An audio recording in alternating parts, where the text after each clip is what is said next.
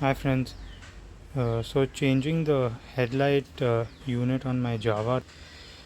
So the original one is a plastic dome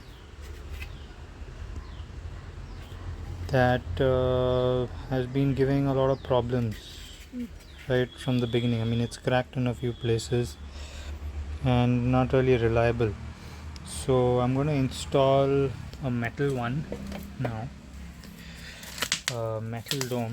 So hopefully that's going to last a bit longer. So let me install it and give you all the update.